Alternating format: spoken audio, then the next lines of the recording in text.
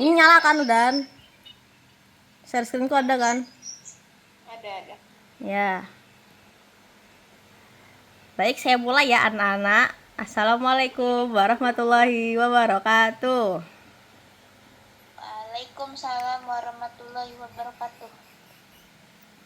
Ya, jadi pada pertemuan malam kali ini yang sudah sangat amat malam, kita akan mempelajari matematika bab lingkaran. Yeay, ayo excited tuh. Oke, Tuh. Aku suka lingkaran. Lingkaran. Yeay, cukup. Terima kasih ya apresiasinya. Kita lanjut. Nah, jadi apa itu lingkaran? Jadi secara sederhana, lingkaran adalah kumpulan semua titik pada semua titik pada bidang datar yang memiliki jarak yang sama terhadap suatu titik pusat tertentu. Nah, jarak yang sama itu kita sebut dengan jari-jari. Dan titik pusatnya itu berada pada tepat di tengah-tengah lingkaran. Nah, terus di lingkaran itu kan ada unsur-unsur. Nah, kita juga bakal belajar unsur-unsurnya. Yang pertama, itu ada titik pusat. Nah, titik pusat itu yang mana? Titik pusat yang ini. Yang warna kuning pas di tengah-tengah lingkaran. Itu namanya titik pusat. Nah, kalau titik pusatnya ditarik ke sini kemana-mana, itu panjangnya atau jaraknya bakal sama. Kok kepencet? Ya, lanjut.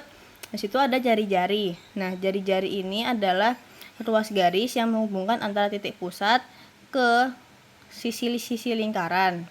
Contohnya ini ada O ke C, O ke D, O ke A, dan O ke B. Terus di sini juga ada yang namanya diameter. Nah, diameter itu adalah garis yang membagi lingkaran, bisa membagi jadi dua. Itu ada contohnya di sini adalah B ke D. Yaitu kayak memotong lingkaran menjadi dua bagian. Nah, habis itu selain ada titik pusat, jari-jari, dan diameter, itu ada yang namanya tali busur. Tali busur itu apa? Tali busur itu adalah ruas garis yang dia itu menghubungkan dua sisi dari sisi lingkaran. Jadi misalnya dari ini ada contohnya A ke B. Itu namanya tali busur. Nah, apakah tali busur itu bisa disebut diameter? Tali busur itu bisa disebut diameter kalau dia itu melewati titik pusat. Jadi misalnya dari A sini ke titik yang di sini, itu bisa disebut diameter. Bisa disebut tali busur adalah tali busur yang bisa disebut dengan diameter. Ya pokoknya itulah. Ya. Aduh. Ya. Habis itu ada apa, Mumtazah? Mum, kamu masih mute.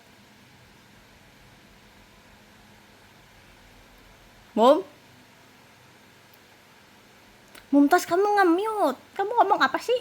Mute. Nope. Buka dulu, Ryan. Nope. Mumtaz ini. Saya izin ganti device sebentar ya, baterainya habis. Iya, dipersilahkan. Terima kasih ya sudah mau effort. Semoga masuk surga. Ya, amin. Kita semua masuk surga, Mumtaz. Ya, karena Mumtaz mau pergi dulu, kita lanjut dulu saja. Ini setelah tali busur, itu ada yang namanya busur. Busur itu adalah garis lengkung yang kayak dia tuh di pinggiran dari lingkaran. Dia itu di sini ada kayak C ke B, A ke B, A ke D, dan D ke C. Itu namanya busur. Dia itu kayak pinggiran dari pizza. Ups. Terus di sini selanjutnya ada unsur yaitu juring. Juring itu adalah daerah yang diapit oleh dua jari-jari dan satu busur. Contohnya ada O ke C dan contohnya adalah jari-jari O ke C dan O ke D yang menghambat daerah warna oranye menghimpit daerah warna oranye ini. Itu namanya juring. Bentuknya seringkali seperti pizza. Tapi dia juga bisa bentuknya itu nggak seperti pizza. Ya pokoknya ya ini kayak gini, terus ini kayak gini nih. COB itu juga juring. Setelah itu ada yang namanya tembereng. Nah, tembereng itu apa? Tembereng itu adalah daerah yang dihimpit oleh busur dan tali busur. Contohnya di sini ada tali busur AB dan busur AB. Nah, di daerah yang warna biru ini itu namanya tembereng. Dia diapit oleh tali busur dan busur. Lalu ada yang namanya apotema. Nah, apotema itu adalah ruas garis yang menghubungkan antara titik pusat ke tali busur. Nih, seret dari O ke E. Paham nggak anak-anak? Paham, Musaidah. Insya Allah paham. Oh, Ales sudah kembali. Ya, oke, bagus. Pintar kalian. Sangat cepat paham. Kita lanjut. Nah, sebelum kita masuk ke rumus-rumus yang mengerikan, di sini ada rumus penting lingkaran yang ini tuh harus dijadikan sebagai dasar ya. Kalau belajar lingkaran harus tahu ini. Ini itu ada yang pertama ada keliling. Keliling kok ini gini? Oh, keliling itu pokoknya daerah yang ini di sisi-sisi lingkaran itu namanya keliling. Maaf ya, belum tak ganti. Nah, rumus keliling sendiri itu ada dua. Yang pertama jika diketahui jari-jari dan jika diketahui diameternya. Kalau yang diketahui jari-jari itu rumusnya adalah 2 kali pi kali r. Pi itu kayak bilangan sendiri yang emang mutlak udah ditentuin dari sananya. Dia itu ada 2, bisa pakai 22/7 atau 3,14 tergantung dari jari-jari yang didapat. Kalau misalnya jari-jari yang didapat itu kelipatan 7, mending pakai pi yang 22/7 biar nanti tinggal coret-coret terus gampang. Terus kalau diketahui diameternya itu tinggal pi kali diameter, karena diameter itu kan 2 kali jari-jari, jadi nggak perlu dikali 2 lagi. Terus rumus yang kedua itu adalah luas. Nah, luas itu apa? Luas itu adalah besar daerah yang ada dalam lingkaran. Kalau keliling tadi kan yang ini ya di pinggiran. Kalau luas itu yang dalamnya. Mana ini? Nah, untuk rumus luas sendiri itu sama dengan pi r kuadrat. Jadi pi dikali jari-jari dipangkatkan 2. Yuk kita langsung lanjut ke contoh soal biar makin paham. Jadi di sini ada contoh soal, yaitu sebuah lingkaran memiliki jari-jari sebesar 7 cm. Hitunglah keliling dan luas lingkaran tersebut. Jadi untuk cari keliling kan tadi rumusnya 2 kali pi kali r. Itu tinggal kita masukin aja 2. Terus ini kan jari-jarinya kan 7 cm. Karena 7 itu ya kelipatan 7, kita pakainya yang pi 22/7. Kita masukkan pi 22/7 nya, terus dikali sama jari-jarinya. Terus udah deh kan ini coret. Tinggal sisa 2 dan dikali 22. Udah dikali-kalikan, 2 dikali 22 sama dengan 44 cm. Easy kan teman-teman? Yuk. Ya, lanjut kita cari luas. Nah, cari luas tadi kan rumusnya ini pi r kuadrat. Kita masukin lagi pi-nya karena tadi 7 ya pakai 22/7. Terus ini kan r kuadrat. Jadi jari-jarinya ada 2. Seret dan seret. Ini coret-coret lagi. Terus nanti kan tinggal 22 dikali 7.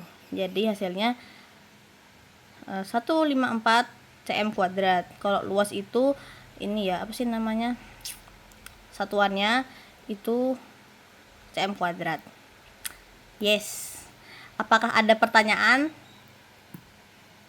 Tidak ada, paham semua, pintar. Oke. Tidak ada. Pro kalian, hebat. Yuk kita lanjut ke sudut pusat dan keliling. Jadi di dalam lingkaran itu ada yang namanya sudut pusat dan sudut keliling. Nah, apa itu sudut pusat? Sudut pusat itu adalah sudut yang titik sudutnya berada tepat di titik pusat lingkaran dan kaki-kaki sudutnya adalah jari-jari lingkaran. Nah, sudut pusat itu rumusnya adalah 2 kali sudut keliling. Jadi otomatis sudut pusat itu bisa diartikan kalau dia itu lebih besar dari sudut keliling. Terus kalau sudut keliling itu adalah sudut yang titik sudutnya berada di garis keliling atau di tepian dari lingkaran, dan kaki-kaki sudutnya adalah tali busur. Nah, terus untuk rumusnya sudut keliling sendiri itu adalah setengah dikali sudut pusat. Setengah ini kan kalau dikali 1 kan tinggal kita ilangin, berarti ya sama aja kayak sudut pusat dibagi 2. Jadi di sini dapat disimpulin kalau sudut pusat itu lebih besar dari sudut keliling, dan sudut keliling itu pasti lebih kecil dari sudut pusatnya. So sigma. Yuk kita, nah ini ada contohnya. Siapa yang tahu mana sudut keliling dan mana sudut pusat? Nanti tak kasih anu. Ya silahkan Raya. Ayo, mana yang sudut pusat Raya? Ouch. Keliling abej. Ya bagus. Kamu sangat pintar Raya. Kamu nanti tak kasih anu. Terima kasih Raya penjelasannya. Nah, apa namanya anu tadi yang udah diomongin sama Raya? Sudut pusat itu adalah A, O, C. Nah, kenapa ini dinamakan sudut pusat? Karena dia melewati titik pusat lingkaran. Yes. Nah, terus kenapa A, B, C itu sudut keliling? Karena dia itu ini sudutnya itu di sisi keliling lingkaran. Gitu, teman-teman. Easy. Yuk, pasti kalian pro dan sangat bisa memahami ini dengan sangat amat easy, super duper sigma. Yuk, lanjut ke contoh soal. Ya, kita ke contoh soal yang pertama dulu. Nah, jadi di sini itu ada satu, diketahui sudut AOB adalah sudut pusat dan sudut ACB itu adalah sudut keliling yang menghadap busur yang sama. Ya kayak gini lah ya, ini kan menghadap busur yang sama. Terus jika besar ACB sama dengan 40 derajat, berapakah besar sudut AOB? Nah, karena menghadap busur yang sama, kita pakai rumus sakti. Wes. Ya ini ya. Rumus saktinya adalah sudut AOB sama dengan 2 kali sudut ACB. Kenapa gitu? Karena sudut AOB kan sudut pusat. Kita masukin aja ke rumusnya sudut pusat tadi. Nih, mana? Nih, 2 kali sudut keliling. Nah, nih, 2 kali sudut ACB. Jadi, kita masukin 2 dikali 40 derajat sama dengan 80 derajat. Keren. Yuk lanjut ke soal nomor 2. Ibu, izin. Iya. Iya silahkan. Jangan lama-lama. Jangan kabur. Oke, kita lanjut ke contoh soal nomor 2. Itu diketahui pusat sudut POQ sama dengan 110 derajat. Jika sudut PRQ adalah sudut keliling yang menghadap busur PQ, berapakah besar sudut PRQ? Nah, ini itu mencari sudut mencari sudut keliling. Berarti sesuai rumusnya kita masukkan setengah kali sudut pusat. Nah, sudut pusat yang mana? Sudut pusatnya adalah yang POQ nih, sudut pusat POQ. Ya. Kita masukkan aja setengah kali sudut POQ, berarti setengah dikali 110 derajat sama dengan 55 derajat. Gitu deh, kan ini 110 bagi 2, 55. Yeay. Sampai sini apakah ada pertanyaan? Aman. Oh ya, bagus sigma kalian. Lanjutkan. Nah, setelah iya bagus kan, aku pintar mencarinya. Nih, setelah ada sudut pusat dan sudut keliling, kita masuk ke yang lebih materi yang lebih yaitu teorema Thales ya. Nah, teorema Thales itu mengatakan jika ada 3 titik, misalnya A, B, dan C mana C terletak pada lingkaran di mana garis AC adalah diameter lingkaran nih. Ini diameter lingkaran. maka besar sudut B itu selalu 90, upsi belum tak ganti, 90 derajat ya ini, 90 derajat atau siku-siku. Nih, lihat ini kan bergerak nih, ini kan membentuk segitiga siku-siku terus. Tuh. Nah, itu selalu sudutnya 90 derajat. Kenapa bisa gitu? Karena garis AC itu adalah diameter. Berarti dia membentuk garis lurus dan sudut pusatnya adalah 180 derajat. Terus sudut B itu adalah sudut keliling yang menghadap ke diameter AC. Maka besar sudut ABC adalah setengah dikali 180 derajat sama dengan 90 derajat. Gitu teman-temanku. Gampang kan? Karena ini sangat gampang, kita masuk ke contoh soal. Nah, di sini ada contoh soal. Diketahui sebuah lingkaran dengan diameter AC sama dengan 10 cm. Titik B berada pada keliling lingkaran. Jika panjang sisi AB sama dengan 6 cm, berapakah panjang sisi BC? Yuks. Nah, di sini ada sebuah ini ya, kayak cara gitu. Aduh, kok nggak bisa dianuin. Nah, ini berdasarkan teorema Thales, itu karena AC adalah diameter, maka segitiga ABC adalah segitiga siku-siku di B, di sudut B-nya.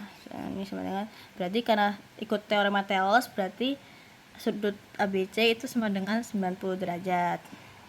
Nah, karena siku-siku, kita bisa pakai rumus Pythagoras, yaitu AC kuadrat sama dengan AB kuadrat plus BC kuadrat. Nah, AC tadi kan 10 cm, kita masukkan 10 kuadrat, terus AB 6 kuadrat, dan BC, karena kita cari BC. 10 kuadrat itu kan 100, 6 kuadrat 36, dan BC. Nah, BC nya ini, kan kita nyari BC, nah kita harus mendirikan dia, jadi kita pindahkan ruas yang 36 ini, kita pindah ke sini, ke kiri, tapi nanti di sini kita benerin lagi kayak gini, biar enak dilihat. Nah, BC sama dengan 100 min 36 sama dengan 64. Nah, ini kan masih ada ini ya, kuadratnya. Biar nggak kuadrat, kita akarin dia. Akarin ininya hasilnya tadi. Jadi, akar 64 sama dengan 8 cm. Apakah ada pertanyaan? Tidak. Oke. Kalau aman, saya anggap kalian bisa. Kalian sukses nanti PAS-nya. Amin. Kita lanjut ke teorema Ptolemy. Nah, teorema Ptolemy ini agak nganu karena dia perspektifnya banyak, terus kayak agak menyebalkan kadang-kadang. Nah, lanjut aja aku jelaskan. Teorema Ptolemy ini dipakai khusus untuk segi 4 tali busur. Nih, tali busur yang membentuk segi 4 di dalam lingkaran. Teorema ini menghubungkan panjang sisi-sisi segi 4 dengan panjang diagonalnya. Ini kan sisi segi 4 nih. 1, 2, 3, 4. Sama ini ada diagonalnya nih. BD sama BD? Ya, BD sama AC. Benar. Nah, sisi yang berhadapan itu adalah AB dengan CD dan BC dan DA. Terus kalau diagonalnya itu ada AC dan BD. Maka dari situ dapat diambil rumus dari teorema Ptolemy ini adalah AC dikali BD sama dengan AB dikali BD ditambah BC dikali DA. Apakah ada pertanyaan? Tidak. Berarti kalian pro. Ya, lanjut kita lanjut ke contoh soal. Gaida kok diam aja, jangan-jangan tidur ya. Wah, Yusa kayak arek iki turu temenan. Oke, lanjut. Kita ke contoh soal.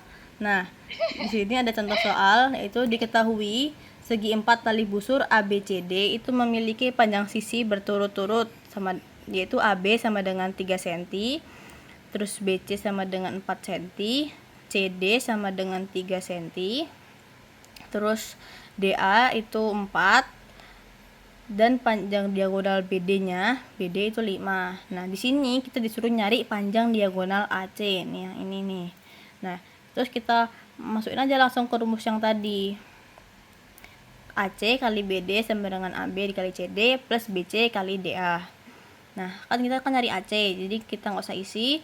Terus BD kita masukkan 5 sama dengan 3 kali 3 dan 4 kali 4. 3 kali 3 kan 9, 4 kali 4 16 kita masukkan. Terus AC kali 5 tetap aja.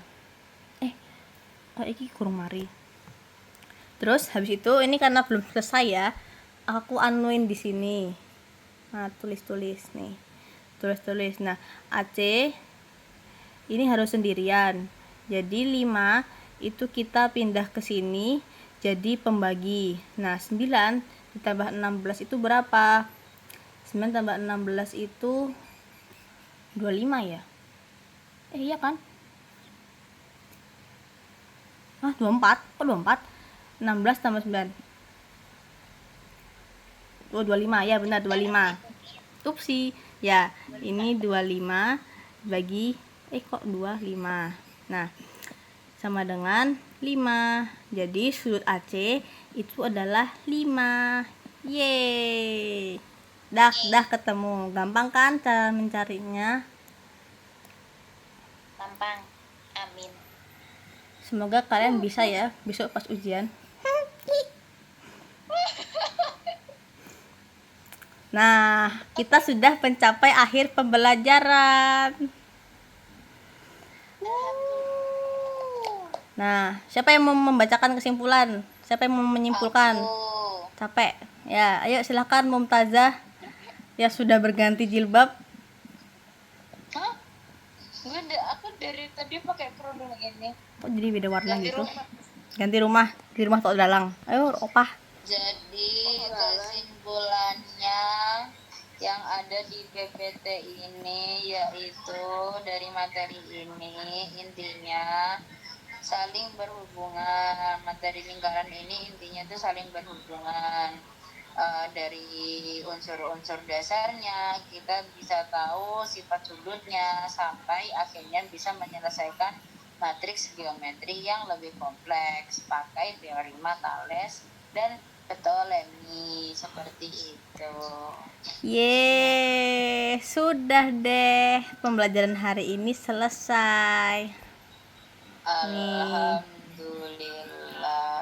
Tuh, karena kalian tadi bisa memahami soal-soal ini dengan sangat sigma, saya berharap PAS kalian lancar ya. Amin. Amin. Ya, jadi sekian dari saya. Wassalamualaikum warahmatullahi wabarakatuh. Waalaikumsalam warahmatullahi wabarakatuh.